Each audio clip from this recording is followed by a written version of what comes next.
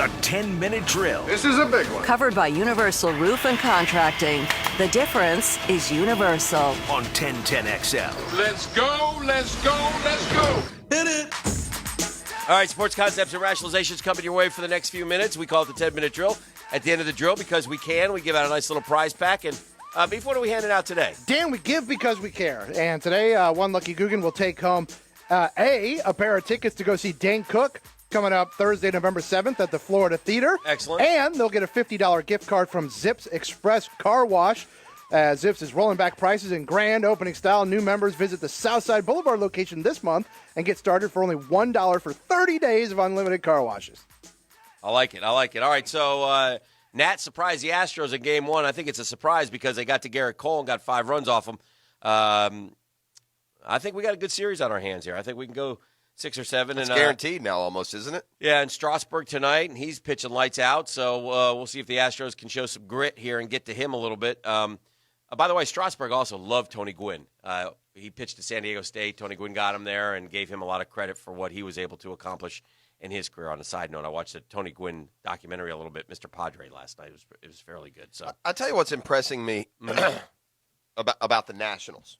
Yeah. Is, look, the Nats were 4, 5, 6 games back of Atlanta. Go back to, like, August. Yeah.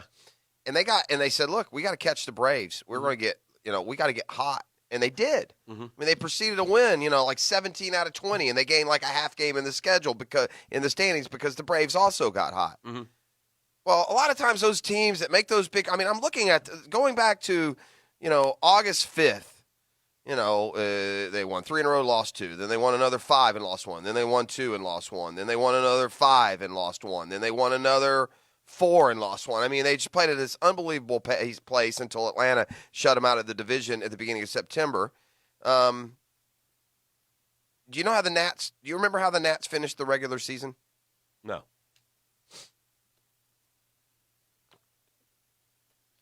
Eight wins in a row.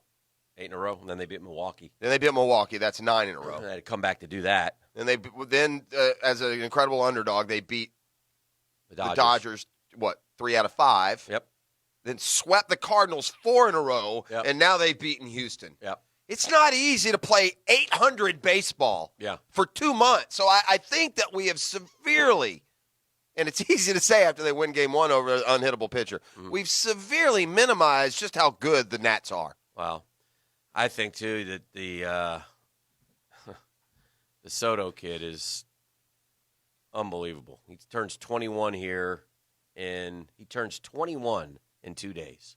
Baseball probably has its best batch of, like, sub-23s in the history of the game. This guy is we argued Acuna versus Soto, and Acuna has the better stats, but this Soto kid he had a heck of a year, man. He went 2270 when he was 19.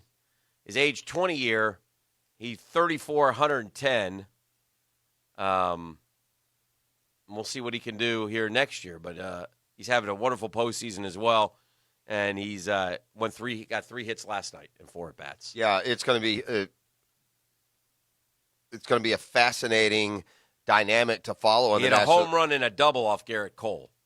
Yeah, I know. Yeah. It's going to be an interesting dynamic to watch in the National League East for the next 10 years. Soto v. Acuna. You throw in, a little bit older players and Bryce Harper and your guy Pete Alonso. But Soto versus Acuna in particular is probably going to be one of those that we look back in 10 years and we've kind of followed them through their career like we've done other good and young players that come in at the same time. So he was huge last night. Hit a home run, had another double that almost went out. The home run he hit was just unbelievable. Yeah. Now, lost last night in the game is apparently when you win titles and you're an older player and you don't have to face any ramifications for costing your team perhaps a ball game, but that's what George Springer did last night. He was 100%, exact same thing that Ronald Acuna did, and Acuna, the poor guy, was ripped for 3 days. Springer last night just walked out the Teflon Don after he screwed up and didn't run out a fly ball and cost himself the game-tying run later in the inning. Yeah. I know he was questioned about it afterwards, but Do you have his answer still? Was that or was that on the fly? On Springer? Yeah. Yes. Springer did something very, very veteran savvy here. Listen to his answer. I can't cut a third right there because the guy on second had gone back to tag. If I had gone a third, I'm out. I'm out for sure. Okay.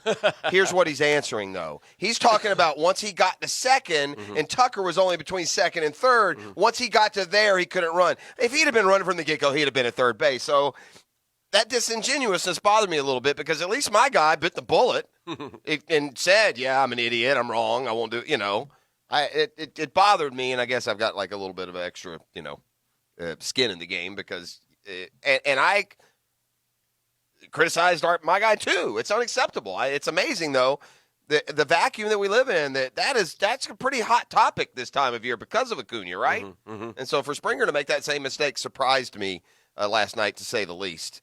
Dan, is it an indication of some serious issues at the linebacker position that the Jags felt compelled to go sign 2 to the active roster and 1 to the practice squad? Yeah, they're all beat up, man. They're but they 44 is still out there, so they've got to. And I do like the fact that I hope that the kid Williams went back in the game after getting hurt, so.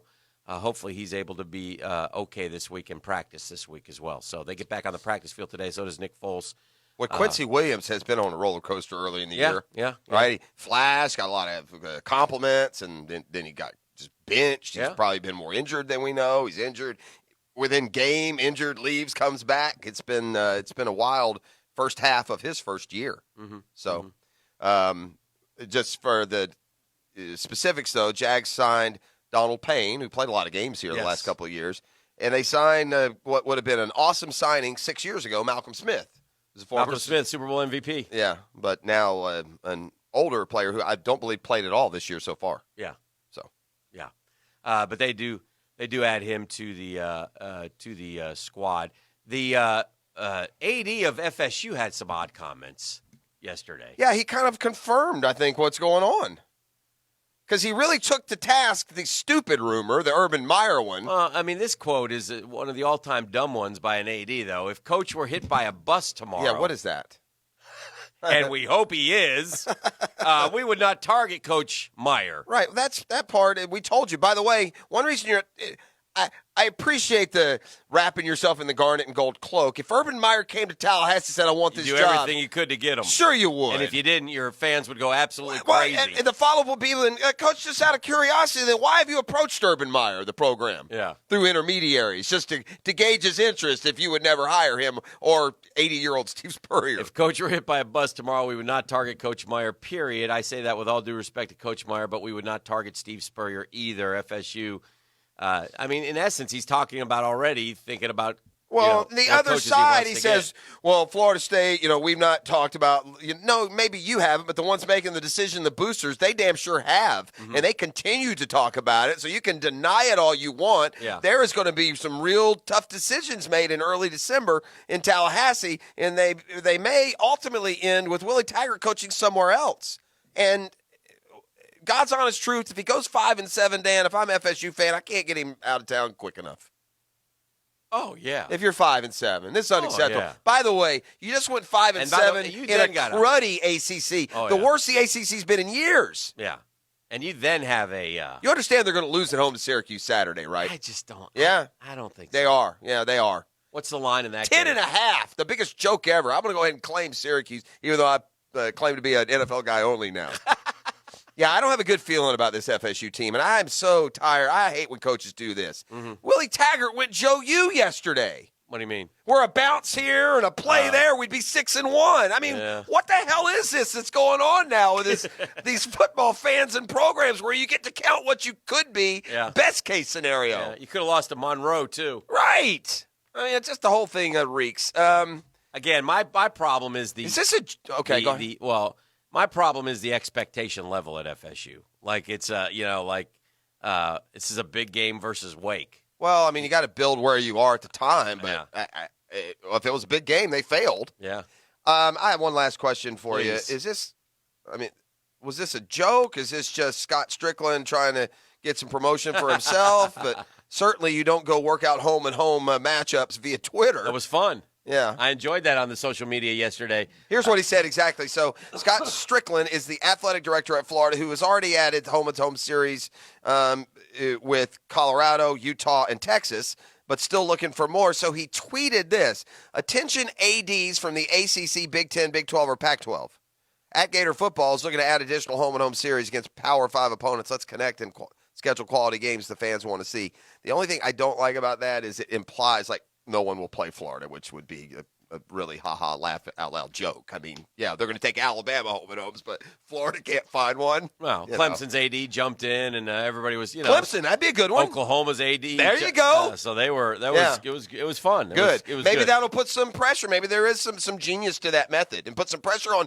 I want Clemson and Oklahoma, and again, we'll argue forever. I don't want Utah and Colorado. I don't give a damn where the players want to have a sightseeing tour. Yeah. I want a great game that will impact the program, and a win over Colorado won't. Nor will one over Utah. It won't put them up one spot in any kind of power poll or rankings. Utah's a pretty good program. Yeah, I know. Yeah. They're a pretty good program. So is South Carolina. You don't know what Colorado's going to be like under Mel Tucker here in a couple of years. Yeah, well, the Tuck may bring it. Might take them to greatness again. Tuck time. Yeah, they used to be a really good program. That's fair as well. I have the today's Tuck rule. Shazam. That's the 10-minute drill. Beef, tell them what they've won.